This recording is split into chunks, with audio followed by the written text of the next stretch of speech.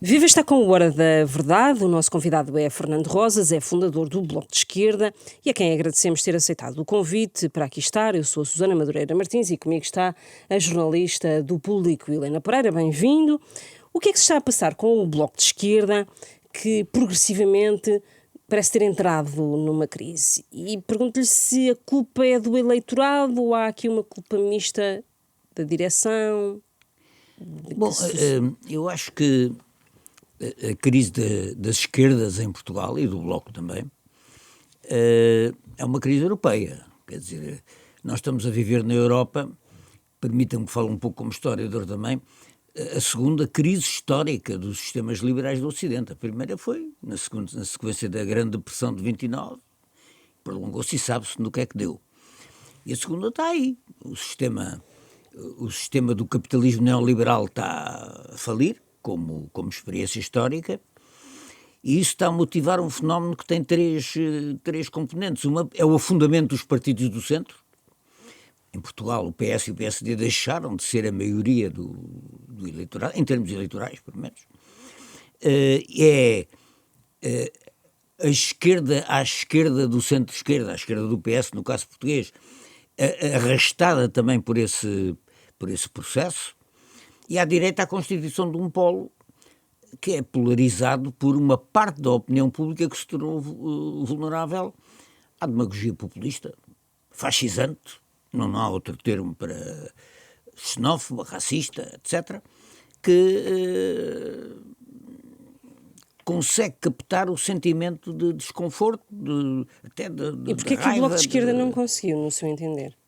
Bom, não conseguiu porque não arranjou uma resposta, não encontrou uma resposta eficaz e credível para esse efeito. Ou seja, o Bloco de Esquerda precisa de reencontrar uma forma de, nesta nova situação de um grande desvio de parte da opinião pública para a direita e de vulnerabilidade para os argumentos de uma extrema-direita muito agressiva e fascisante, precisa de encontrar um caminho de resposta. Aliás, precisa o Bloco de Esquerda, precisa o Partido Comunista, precisa as forças políticas à esquerda. O LIVRE parece não ter tido problema, não é? Diga? O LIVRE parece não ter tido problema, porque tem tido algum sucesso eleitoral. Sim. O LIVRE, um crescimento progressivo. O LIVRE, com todo o respeito, é um pouco, em certos aspectos, uma esquerda de que a direita gosta. Portanto, não uma esquerda mais conjuntural. Mas o LIVRE tem um problema também sério, como tem todos os problemas da esquerda, é que há uma deslocação de parte da opinião pública, não é só para a direita, é mesmo para os valores de extrema-direita ligados à xenofobia, ao racismo, ao culto do passado salazarista, não é? Os 2, 3 Salazares, etc. E tudo isso é muito inquietante. Aliás, eu devo dizer que o perigo que espreita a democracia social e política na Europa é exatamente esta extrema-direita de caráter fascisante. Imagine uma conjuntura que, aliás, não está muito longe da realidade. Que a extrema-direita ganha as eleições em França. A extrema-direita ganha as eleições na Espanha. A extrema-direita ganha as eleições em Inglaterra, na Grã-Bretanha. Já está no poder em Itália. Na realidade, já está no poder nos Países Baixos. O que é que vai acontecer na Europa? Quer dizer, o que é que vai acontecer à democracia social, política na Europa? Quer dizer, estamos numa conjuntura, num cotovelo da história muito complicado. É uma fatalidade Portugal lá chegar. Há uma possibilidade, claro que há uma possibilidade. Quer dizer, sobretudo porque há um ambiente internacional, a vitória do trumpismo, deste trumpismo enlouquecido, brutal, que se passa nos Estados Unidos, é uma vitória, tem um impacto internacional brutal, generalizado, brutal, e que se estende e que se repercute na Europa. Repare, nós estamos numa situação internacional em que há um país, os Estados Unidos da América, do Trump, que querem normalizar a possibilidade de um país derrubar o governo de outro país porque não gosta dele. fazer operações terrestres na Venezuela ou na Colômbia, de atacar barcos nas águas internacionais. Na Argentina, nas eleições que deram a vitória ao Milei, agora vitória relativa, mas vitória, fez-se uma coisa que eu acho que passou quase despercebida aqui, mas que é esta: ele disse: eu empresto o dinheiro que ele precisa para salvar a economia, desde que se portem bem eleitoralmente. Se portarem bem mal eleitoralmente, eu corto a coleta. E claro, uma parte do eleitorado foi sensível a isto, mas desde quando é que isto é normal do ponto de vista das relações internacionais geridas pela moral e pelo direito internacional? Mas não é. voltando ao Bloco de Esquerda, Mariana Mortágua tomou posse há 2 anos e meio, já estava, o mundo já estava com esses sinais todos, e cá também, com a ascensão da extrema-direita. Portanto, o que é que esta direção do Bloco não foi capaz de ler a realidade e não foi capaz de adequar, nessa altura, fazer um esforço programático? E não sei. Eu não posso responder pela direção do Bloco, nem estou aqui a responder. Eu sou um militante de base há muitos anos que não desempenho mas como observador, sim. Não e tenho fundador, nenhum papel na direção do Bloco. Agora, não há dúvida que a direção do Bloco tem tido dificuldade em construir uma resposta credível e eficaz a esta deslocação para a direita que se verifica em Portugal. Foi um desperdício, então, esta liderança de Mariana Mortágua. E a Mariana Mortágua, não se demitiu, mas a Mariana Mortágua anunciou que no fim do mandato dela não se recandidata. É diferente. Foi uma ponderação dela, ninguém a empurrou para isso, foi uma ponderação dela. Fez bem? Uma ponderação justificada, porque sob a direção dela conheceu pelo menos 2 derrotas eleitorais muito significativas. A resposta que o Bloco deu em termos políticos não tem correspondido, e pelos resultados eleitorais vê-se aquilo que pode ser uma resistência, um contrapeso relativamente à ofensiva da extrema-direita que aí está. Mas isso é por incompetência da própria direção do partido? Falhou nesse aspecto, quer dizer, não há dúvida nenhuma. E o Bloco tem uma convenção agora no fim do mês de novembro, onde se vai apreciar isso, remodelar a direção e eleger uma nova equipa dirigente depois de fazer o balanço sobre essa situação.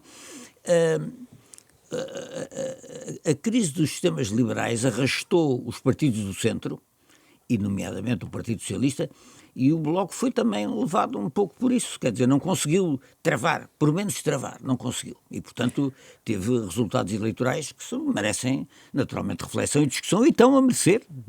O Bloco vai renovar, tanto quanto me percebo, o Bloco vai renovar substancialmente a direção, de forma a poder fazer face a esta situação, porque repare... E o que é preciso fazer? Repare, já fez o diagnóstico, não é? A sua pergunta tem razão de ser: o que é preciso fazer? A resposta, digamos assim, essa lenga-lenga sobre o desaparecimento do Bloco, eu já ando nisto há muitos anos, quer dizer... sempre que há uma dificuldade, o Bloco vai desaparecer. Pronto, não, o Bloco... Nunca teve tão poucos votos. Exatamente. Não acha que o agora... O Bloco está numa situação difícil. Isso não há... Iludiu. Passou de um grupo parlamentar para um deputado. Está numa situação difícil. Agora, repara uma coisa. Enquanto milhões de portugueses não tiverem direito à habitação, entregue completamente à especulação fundiária, enquanto o Serviço Nacional de Saúde tiver a ser destruído por esta ofensiva privatizadora que o Governo está... Enquanto as leis laborais estiverem outra vez sob ataque, enquanto a maioria da população prisional é constituída por homens que batem e matam as mulheres, não é? Violência doméstica. Enquanto isto acontecer na sociedade portuguesa, que se caracteriza por uma conjugação interessante, que é a sociedade que tem na Europa salários mais baixos, mas preços de habitação mais altos, não é? São dois recordes sinistros. O terreno sociológico, o terreno social e político para haver um partido como o Bloco, para existir e afirmar-se um partido como o Bloco de Esquerda, existe. Cabe à futura direção do Bloco de Esquerda cuidar de centrar a sua atenção nesses problemas que são os problemas que criam, cuja não resolução cria numa parte da sociedade o descontentamento que alimenta a demagogia populista, reacionária, de uma extrema-direita, que repare, e na história no passado foi também assim, precisa de muito pouco tempo chegando ao poder para começar a destruir as coisas. Veja, o Trump está há menos de um ano na presidência dos Estados Unidos. Portanto, desrespeita completamente. Toda a gente acreditava no equilíbrio do balanço, etc., na sociedade americana, e está a desaparecer num ápice. É claro que a sociedade americana tem grupos fortes para defender a democracia e estão a agir. Mas os sistemas destroem-se com uma facilidade fulminante. Quando o Hitler tomou o poder em 1933, demorou um ano para destruir a República de Weimar, mas destruir violentamente. É muito rápido. Portanto, as pessoas não conhecem a história, mas a história, dizia o Velho Marx, repetia-se só como tragédia ou como comédia, e ela está a repetir-se como tragédia. O ambiente que nós vivemos, nacional e internacionalmente, é um ambiente muito parecido a 1938-39, muito parecido. Quer dizer, só não há uma terceira guerra mundial por enquanto, porque uma nova guerra mundial é a destruição nuclear global. Agora, esta mudança, haver um setor importante da opinião pública que em desespero, em protesto, em zanga, se deixa manipular por uma extrema-direita cuja aposta não é programática. Qual é o programa do Chega para a habitação? Qual é o programa do Chega para o Serviço Nacional de Saúde? Alguém sabe? É a exploração do instinto primitivo da massa. A xenofobia, o racismo, o patriarcalismo reacionário. Aliás, devo dizer, na decisão da Mariana não continuar na direção, a assumir a cabeça de lista candidata à Convenção, penso eu, joga também muito esta espécie de assassinato de caráter que, sobretudo, muita corrente de direita e extrema-direita, não é crítica. Crítica é crítica, claro, é que faz parte. Eu nisto há muitos anos, mas é que eu não me lembro de ver um ataque tão ao caráter. Por ela ser mulher, pessoa, por ela ser mulher, por ela ser jovem, por ela ser de esquerda, por ter as suas opções próprias de vida e porque querer afirmar-se com o seu estilo próprio, com a sua ênfase, como dirigente política e deputada. E isso há uma parte da sociedade portuguesa que não perdoa.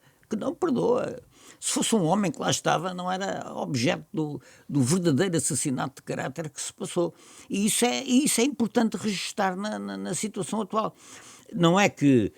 Não estou a dizer com isto, e devo dizer claramente, que não acho que houve erros graves da parte da direção do Bloco. Erros graves? Que erros graves? Ainda não falou sobre isso. Quais são os erros graves que acha que erros graves aconteceram? Foi que o Bloco não encontrou as soluções que procurou encontrar para responder à ofensiva da direita não têm resultado. Eu acho que é preciso centrar-nos naquilo, centrar a pedagogia que é necessária, porque é necessário, repare, numa situação destas, um partido de esquerda tem um terreno social objetivo que não desaparece, que é preciso saber aproveitá-lo. E saber aproveitá-lo significa ter ousadia, estar contra a corrente, não ter medo de estar em minoria, defender convicções com pedagogia, com empatia pelas pessoas, e centrar nos problemas que as pessoas têm. E o problema que as pessoas têm é a habitação, é a saúde, são as leis laborais, e é nisso que nós temos que... A Mariana Mortágua não teve empatia, por exemplo, é isso? A Mariana Mortágua tinha o seu estilo de direção. Que era diferente de Catarina Martins. Mas, digamos assim, a conjugação de circunstâncias em que ela fez isto e os ataques de que ela foi alvo, dificultaram a tarefa. O facto de ela ter ido na flotilha, acha que também foi visto como um desrespeito para o próprio partido, a ausência dela? Repare, Eu acho que ela fez bem em estar na Flutiga, e dentro do Bloco não houve, mesmo das várias sensibilidades dentro do Bloco, não houve ninguém que criticasse ela ter ido à Flutiga.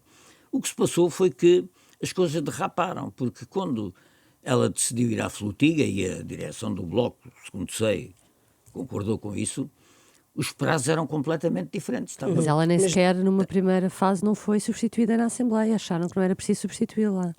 Bom, porque era curto. Porque os prazos iniciais da programação da Flutiga davam perfeitamente para ela estar cá na reabertura do Parlamento e nas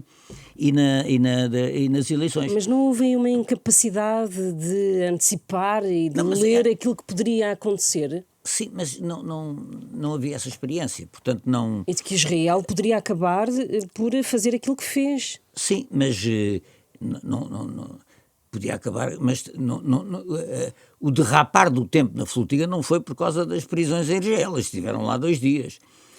A Flutiga deparou, mas com uma série de dificuldades, até de sabotagens, não é? Que fizeram derrapar o tempo, e uma vez que ela lá estava, eu compreendo que era difícil vir-se embora, não é? Quer dizer, não... E isso dificultou a tarefa, quer dizer, ela não estar presente na abertura do Parlamento e quando as eleições começaram, foi uma coisa que uma parte da opinião pública não compreendeu. E o próprio partido? Isso dentro do partido, e portanto isso dificultou a situação. O facto de o partido lhe ter cobrado isso, ou pelo menos parte do partido, também pode ter contribuído para a decisão, ou seja, Eu não posso responder por ela, não é? Mas, tanto quanto eu sei, a Mariana começou a conceber não se recandidatar ao próximo ciclo, que termina com a Convenção, a este ciclo, que termina com a Convenção, logo a seguir às eleições legislativas. Quer dizer, a derrota das eleições legislativas foi suficiente para ela começar a fazer consultas sobre E, claro, as circunstâncias posteriores não vieram facilitar as coisas, pelo contrário. Agora, ela refletiu, foi iniciativa dela, comunicou a iniciativa, falou com pessoas, comunicou a iniciativa, e agora acaba a Convenção decidir quem é que vai suceder no lugar. Repare, a Convenção reúne... À Convenção apresentam-se 4 moções de estratégia. Aquilo funciona da seguinte maneira: não há o cargo de coordenador dentro do Bloco. O coordenador é uma praxe antiga dentro do Bloco, que decide que é coordenador quem encabeça a lista que vence as eleições na Convenção. A Convenção é uma discussão e uma eleição por voto secreto, à qual concorrem várias listas, e cada lista apresenta os nomes que entende fazerem parte da futura Mesa Nacional, que é o órgão soberano por excelência, de onde sai a Comissão Política, e a pessoa que encabeça a lista que vence é a coordenadora. Portanto, isso está em aberto. Dentro do Bloco de Esquerda vai-se decidir quem é, quem não é, vai-se discutir, está-se a discutir neste momento quem vai ser, quem não vai ser. Os nomes, cada uma das 4 moções de estratégia apresenta uma liderança diferente e, portanto... Isso cabe ao Bloco de Esquerda agora decidir o que é que quer fazer. Agora, a decisão dela foi ponderada e, ao meu ver, foi acertada, porque quer as insuficiências na direção, quer o ambiente de ataque, deste conservadorismo velho que não aceita que uma mulher jovem, de esquerda, radical, com as suas opções de vida, possa afirmar-se na vida política. Se fosse um homem, não era assim. Mas o partido tem Catarina Martins como exemplo também. Exatamente, mas com estilos diferentes também, não é? Mas, foi o estilo de Mariana Mortágua que não ajudou. Quer dizer, foi a não aceitação de que uma mulher possa ter a assertividade que ela tem, que possa ter no lugar, nas funções que exerce, e isso, acompanhando esta espécie de desvio à direita de uma parte do eleitorado e da sociedade, dificultou-lhe a vida, ou seja, criou condições quase impossíveis para continuar, e ela refletiu e tomou essa decisão. Mariana Mortágua muitas vezes foi acusada de excesso de radicalismo. O Fernando Rosas agora utilizou a palavra radical como um adjetivo positivo. Sim. Como é que reage? Repara uma coisa. Quando ela era atacada por excesso de radicalismo, o que é que achava? Não, eu acho que o confronto que se prepara nas sociedades europeias e na portuguesa também é um confronto radicalizado à esquerda e à direita. Não há que fugir a isso. Porquê? Porque a característica da crise atual é o esvaziamento do centro. O centro esvazia. Porquê? Porque o centro é que geriu o capitalismo neoliberal ao longo destes anos e, portanto, vai pagar. Quando há uma parte da sociedade que se revolta, que vítima do desemprego, da precariedade, do Serviço Nacional de Saúde não funcionar, de não haver o direito à habitação, essa gente cobra a quem governa e, portanto, esvai-se. E, portanto, há uma inevitável polarização à esquerda e à direita. É um erro suicidário a atual direção do Partido Socialista estar a pensar que é por mendigar uma aliança com a direita tradicional que vai impedir o Chega de progredir. Pelo contrário. Portanto, a seu ver, é preciso ser-se radical à esquerda. É preciso polarizar a esquerda e é preciso a esquerda entender-se entre si. É preciso a esquerda entender-se entre si. O exemplo de Lisboa nessa matéria é um exemplo muito triste, porque o Partido Comunista Português entendeu não aceitar uma aliança que reunia a esquerda contra a Câmara do Moedas, e derrubar o Moedas em Lisboa tinha um significado enorme. Aliás, numa conjuntura em que se dava a vice-presidência ao candidato do Partido Comunista. O Partido Comunista em Portugal agiu como o Partido Comunista Alemão nos anos 30, que o nazismo trepava, e eles continuavam a considerar que o inimigo principal era o que eles chamavam os social-fascistas do Partido Socialista. E, portanto, há aqui o que é facto. O facto em Lisboa é que, somando os votos, independentemente da retórica que se possa ter sobre o assunto, é que a soma dos votos do Partido Comunista ou da CDU com a coligação de esquerda dava uma vitória à coligação de esquerda. Diria que faltam figuras carismáticas hoje em dia no Bloco de Esquerda, não só para coordenar, mas para dirigentes de fundo do Bloco, como houve em tempos o Francisco Louçã, o Miguel Portas, ou o próprio Luís Fazenda e os fundadores, como Fernando Rosas. O Bloco de Esquerda tem muitas figuras que podem desempenhar com eficácia e com empatia. A Catarina Martins, por exemplo, que é candidata à presidência da República, é uma boa candidata à presidência da República.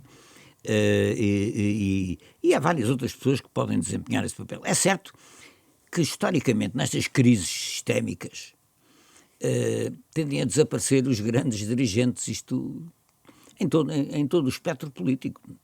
Não há hoje os dirigentes que havia noutra fase da vida política em Portugal. O Álvaro Cunhal, o Mário Soares, o Sá Carneiro, isso passou. Era outro tempo. Na época atual há os dirigentes que há e que são chamados a desempenhar as suas funções na situação difícil para todos que isto é. O Bloco está destinado à banalidade, a uma direção banal. O Bloco deve estar destinado a uma direção que responda eficazmente à situação atual, ou seja, que contenha digamos assim, o desgaste e que possa responder centrando-se nos problemas dramáticos. Vê alguém com essas características? Vejo, mas não vou dizer aqui. Não é? Já, naturalmente, faz parte do debate interno do Bloco. Não, acho que há pessoas e acho que elas vão provavelmente aparecer. Mas isso faz parte, isso é uma decisão que os bloquistas devem tomar na convenção, discutir, fazer o balanço e eleger. A eleição é por voto secreto, em urna, portanto não há... e, portanto, decidir livremente quem é que deve ser uma direção encabeçada por alguém que será o futuro coordenador. Não será o José Manuel Pureza o seu preferido, é isso? Não vou pronunciar-me aqui sobre isso, acho que nem sei se ele se candidatou, mas provavelmente como o José Manuel Pureza aparecerão outros candidatos. Eu não quero de maneira nenhuma fazer aqui publicamente declarações que devo reservar para o debate interno dentro do Bloco. Mas possivelmente será alguém que não será deputado. Pode acontecer. Pode acontecer. E, portanto, isso não será difícil para o partido ter um mas líder que repara, depois não vai também estar na Assembleia. Com um deputado só, o papel da vida parlamentar do Bloco deixa de ter o peso que tinha anteriormente. E se calhar isso não é completamente mau, porque há problemas como o da habitação, é preciso organizar as pessoas em torno da questão Mas da o habitação. Bloco já teve trabalho, esse... etc. O Bloco já teve já teve apenas um deputado em tempos. Não, Não teve. 2. Eram dois, começou deputados. por dois. Eu estava lá nessa altura. Sim. Éramos 2. A primeira eleição que o Bloco foi... Francisco Louçã e Luís Fazenda. Foi o Luís Fazenda, e depois eu substituí um deles e ficámos 2. E depois fui eleito pelo Distrito de Setúbal, mas nessa altura já éramos vários. Agora, o que se trata é de recomeçar.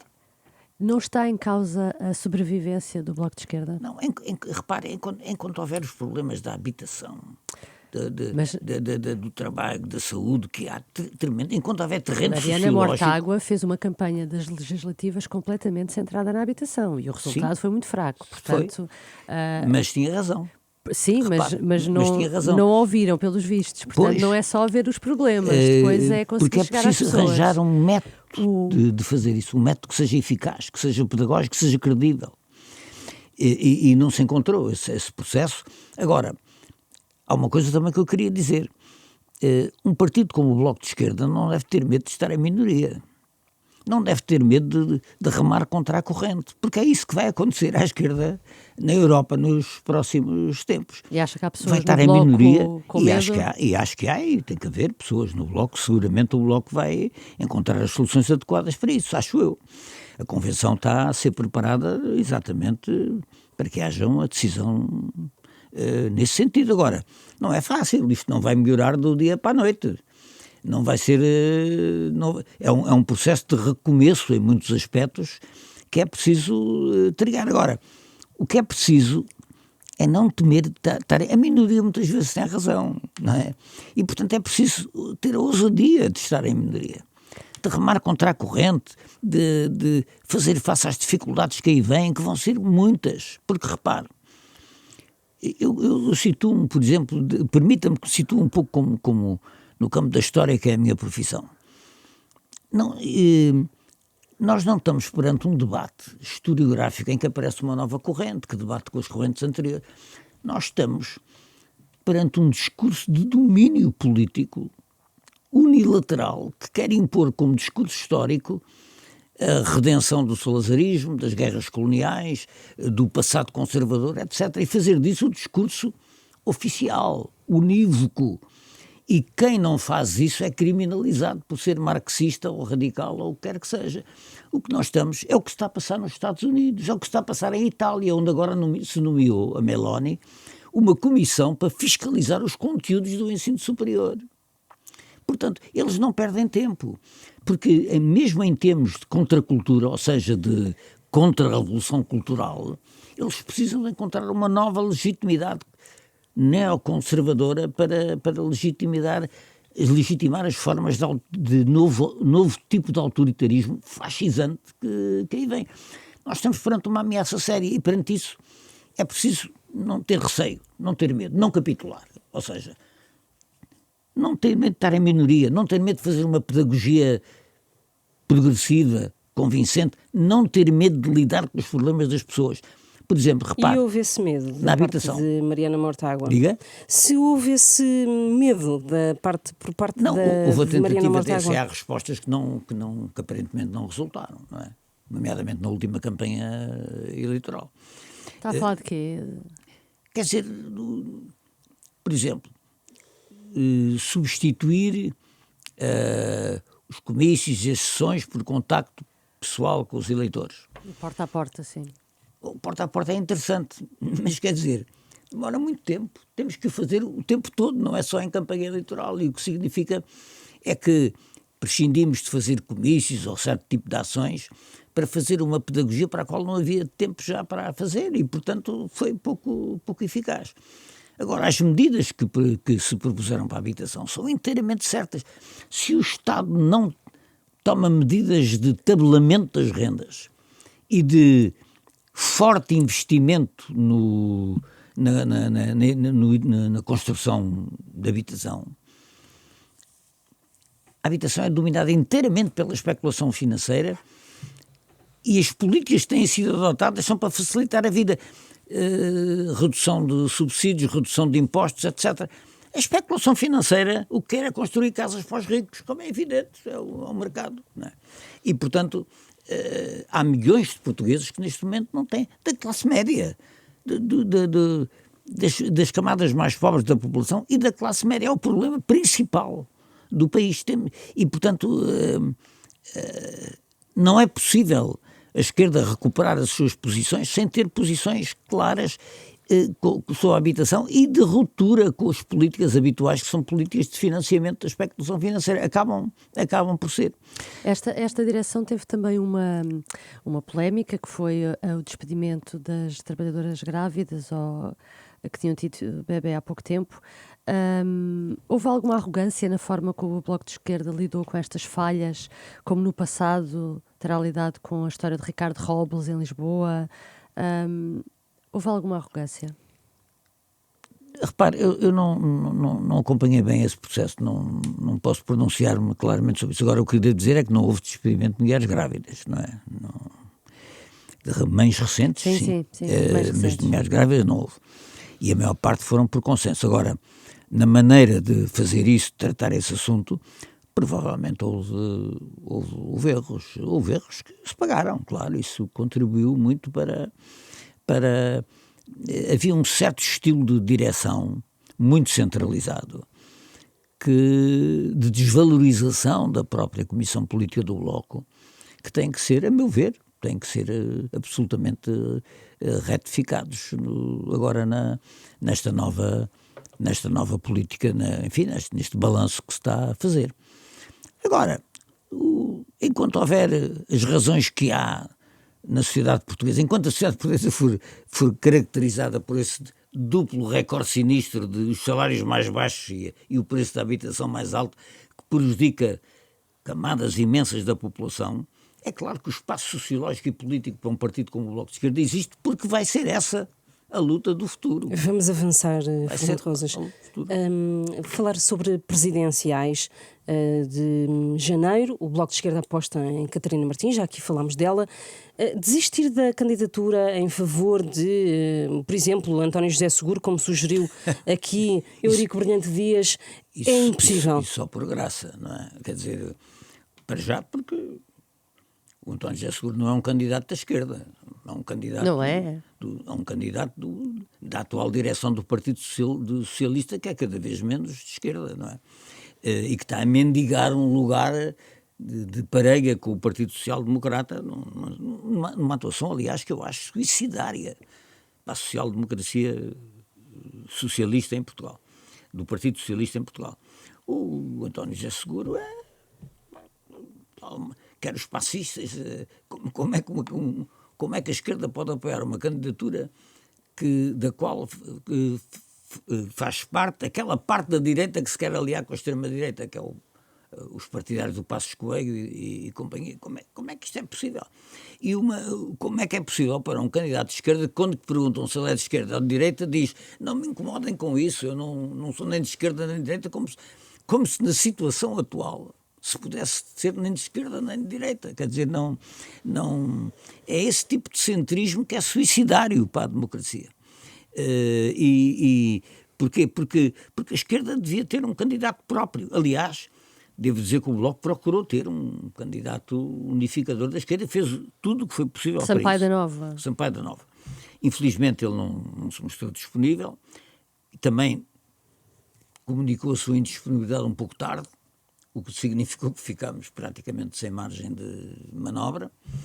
E porquê é que não foi possível à esquerda do PS entender-se num candidato único? O Bloco de Esquerda, o LIVRE, o Partido Comunista Português. Desde logo, porque o Partido Comunista Português, como fez em Lisboa, saiu fora desse jogo e anunciou uma candidatura que não se alia com ninguém. Se querem unidade de esquerda, juntem-se à nossa candidatura. Isso não é como é evidente, não é unidade nenhuma. E depois, porque não existindo um candidato unificador da esquerda, é natural que as forças políticas à esquerda queiram elas próprias protagonizar as suas candidaturas. Não é bom, mas é o que... Não é bom porquê? Não é bom porque divide a esquerda. Imagine que vamos ter uma segunda volta nas presidenciais entre o Almirante e o bufão da extrema-direita, não é? O que é que... Quer dizer, qual é a escolha da esquerda, num caso destes?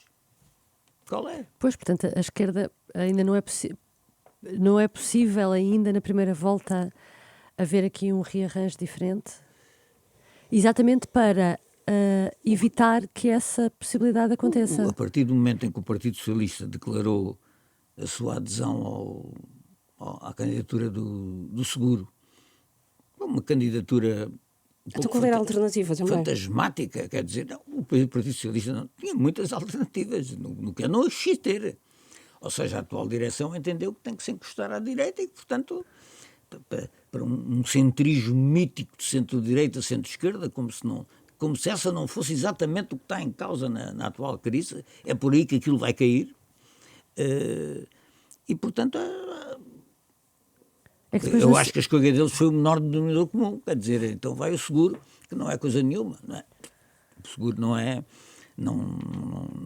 A esquerda assim arrisca-se a ficar, mais uma vez, arredada da presidência da República, o que faria com que há quase 20, 30 anos Exatamente. esteja fora do ano. Mas há 20, 30 anos... Quando o Jorge Sampaio rompeu, apresentou a sua candidatura, foi possível haver uma unidade. Acho que o Partido Comunista desistiu a favor do Jorge Sampaio. Essa possibilidade não foi possível encontrar agora, e isso não é bom para a esquerda, parece dividida na campanha, e pronto, é o que... Bom, então se uma segunda volta não implicar, por exemplo, André Ventura, mas colocar António José Seguro na segunda volta contra um Almirante. Estamos aqui a especular, mas já agora pergunto-lhe se António José Seguro for a uma segunda volta com a Gouveia Melo, o que é que o Bloco de Esquerda deve fazer? Bom, nessa altura decidirá. Nessa altura, eu tenho uma opinião sobre isso, mas então? não vou dizer. Acho que isso é uma coisa hipotética. A alternativa seria Seguro, imagino. Muito pouco hipotética, diga-se de passagem. Mas, porque repare, a esquerda vai dividida à campanha, mas a direita também. Quer dizer, a direita está dividida entre o Ventura, o Almirante, o Coutinho Figueiredo. O Coutinho de Figueiredo, Marcos Mendes. O Luís Marcos Mendes, portanto, mais dividida não podia estar. É por isso que esta campanha eleitoral é um bocadinho uma incógnita, não é? Pode-se deduzir resultados a partir dos resultados recentes das eleições, mas mesmo isso é... Quem é que vai chegar à segunda volta? Vamos ver o que é que as sondagens dizem, mas vejo com dificuldade... que um candidato de esquerda chegue à segunda volta. Quer dizer, por causa das tendências que se têm manifestado eleitoralmente. Agora, tem que fazer o seu papel. Tem que aproveitar a campanha eleitoral para fazer uma pedagogia de esclarecimento, etc. E acho que a Catarina Martins está muito apta a fazer Mas há pouco falava como o PC nos anos 30 da Alemanha não conseguia ver o que estava a acontecer. Este momento em Portugal também não exigia que, para evitar um risco de passar uma pessoa como Gouveia Melo e André Ventura à segunda volta, que houvesse um comportamento da esquerda diferente? Bom, dada a urgência do momento que se vive? Devo dizer que no que toca ao que eu conheço do Bloco de Esquerda, procurou-se denudadamente fazer isso. Agora, repare, nestas situações de crise complicadas, a disponibilidade das pessoas também é diferente. E o Novo refletiu e depois acabou por dizer que não ia. Lamento que assim fosse, e ainda por cima porque deixou depois pouco espaço de manobra para seguir. Mas tentou-se. É certo que o Partido Comunista pôs-se fora, numa atitude que eu acho uma atitude sectária e absolutamente errada, mas pôs-se fora. Mas pronto, e isso faz com que à esquerda também haja mais que uma candidatura. E Gouveia Melo, presidente, será um perigo para a democracia? Repare, o Gouveia Melo tem dias, não é? Quer dizer, tem dias. Começou com uma campanha a namorar o Chega e acaba com uma campanha a pescar o olho à esquerda. Quer dizer, não... acaba, quer dizer, a campanha está agora. Isso quer dizer que ele é mais desorientado do que perigoso? Anda a cheirar o tempo, não é? Anda a cheirar o tempo, percebeu que da parte do Chega a proposta que há, a candidatura do Chega é uma candidatura bufónica, provocatória, em muitos aspectos ilegal até, não é? Como esta história dos cartazes do Bangladesh e dos ciganos, que é uma coisa absolutamente impensável poder ser permitida. E, portanto, é uma candidatura, o Chega nunca alcançará, felizmente, a presidência da República. Acha? Não, acho absolutamente. O Chega representa 20%, 21% do eleitorado. Mesmo que junte os eleitores todos deles, e até uma parte pode vir da social-democracia, não chega para ganhar as eleições. O Gouveia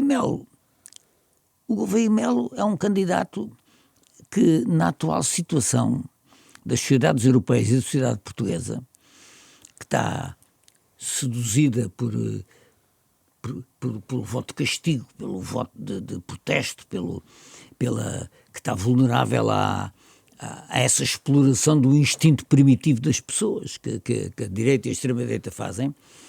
O Gouveia Melo surge como o homem das vacinas, como um almirante fardado, e isso desperta o instinto primitivo de certas camadas da população. O facto de ser militante. E que permitem falar pouco de política, não é? Permitem falar pouco de política, é mais a independência, não sei o quê, a ordem, não sei o que mais.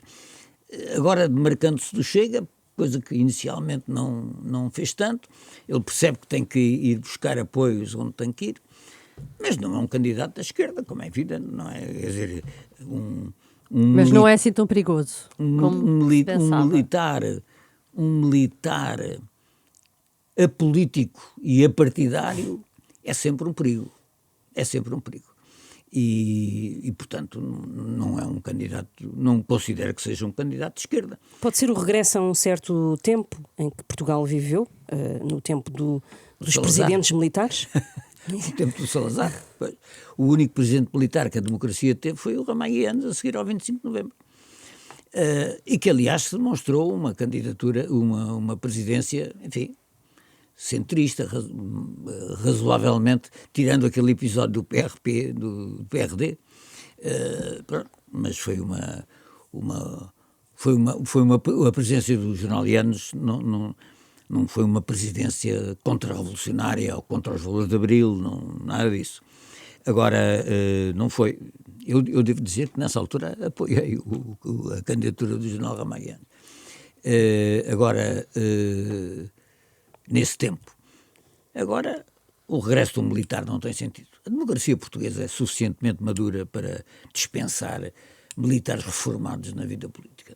Não tem sentido apresentar um militar reformado na vida política, ainda por cima em nome do suprapartidarismo e explorando um pouco o desgaste dos partidos políticos na sociedade portuguesa. Eu acho que isso é uma demagogia inicial que é um bocadinho perigosa, que é um bocadinho... O que é facto é que os partidos políticos são a vida da democracia e, portanto, não são a forma dos cidadãos se associarem para intervir politicamente. Portanto, não tem sentido. Essa fuga dos partidos políticos é uma fuga contra a democracia política e contra o pluralismo político, não é? Que o Almirante e que o António José Seguro façam disso uma bandeira, acho que é uma coisa absolutamente suspeita do ponto de vista da democracia. Os cidadãos escolherão, mas pronto, vamos ter uma campanha interessante porque tanto a esquerda como a direita aparecem muito divididas e sem elementos unificadores, ou seja, sem nenhuma candidatura com potencial unificador tanto à esquerda como à direita. E portanto os resultados estão em aberto e nesse sentido para a esquerda é também uma oportunidade de poder fazer outra pedagogia sobre o seu programa mais eficaz do que tem sido. Ponto final neste Hora da Verdade. O nosso convidado foi Fernando Rosas, ele é fundador do Bloco de Esquerda. Estamos à beira da convenção do partido no final do mês de novembro. Novembro, 29-30. Exatamente. Agradecemos mais uma vez. A gravação vídeo deste programa esteve a cargo de Fábio Oliveira e a gravação áudio de Rui Glória. Regressamos na próxima semana.